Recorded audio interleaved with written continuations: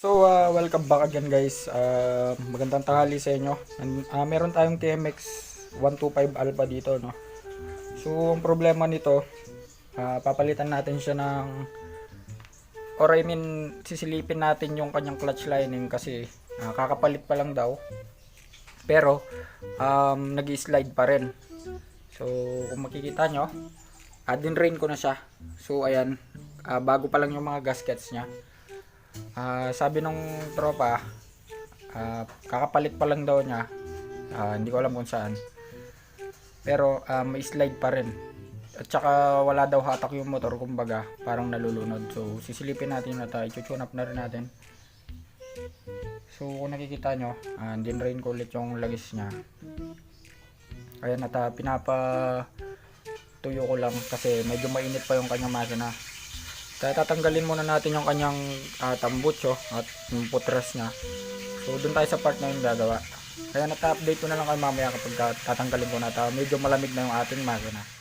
So ito na mga master, no. Nandito na tayo sa side ng clutch, clutch assembly. So tanggalin muna natin yung kanyang tambutso. Gamit tayo ng 10mm dito. At meron doon. Gamit tayo ng 19. So tanggalin lang natin yan at itong kanyang kick. So pati yung kanyang putres. So tanggalin lang natin para hindi tayo mahirapan mamaya. Mga master, natanggal na natin yung kanyang tambutso at yung kanyang putres at yung kanyang kick. So napakadali lang tanggalin yan.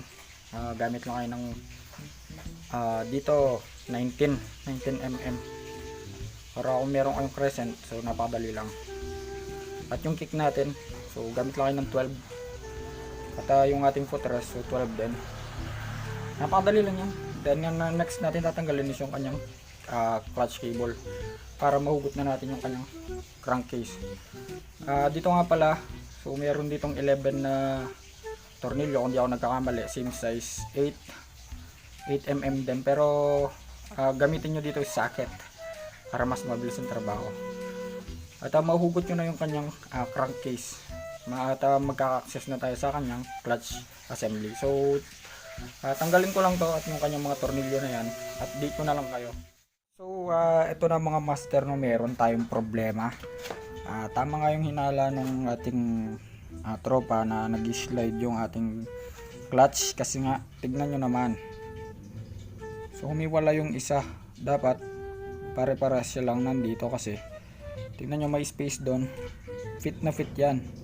So makikita nyo nandito yung isa, kaya naman pala nag-slide. So tignan nyo, napaka bago pa lang ng clutch lining niya at nag-umpisa na agad masunog dito. So ayan, natanggal ko yung cover niya. Meron siyang mga tornilyo na iisang sukat lang, napakadali lang. So dito naman ayusin lang natin to. Sa pagkalas nitong ating clutch assembly, unahin natin itong oil pump nya. So tanggalin lang natin to. So gamit kayo ng impact wrench, no, para hindi kayo mahirapan. At meron tayong special tools na gagamitin, which is castle wrench na tinatawag, pang castle nut. So ayan, at kalasin lang natin. So ayan mga master, no, sa first time nga palang magkakalas nitong ganitong tornilyo, kailangan nyo ng impact wrench. So kung wala kayong impact wrench, medyo mahihirapan kayo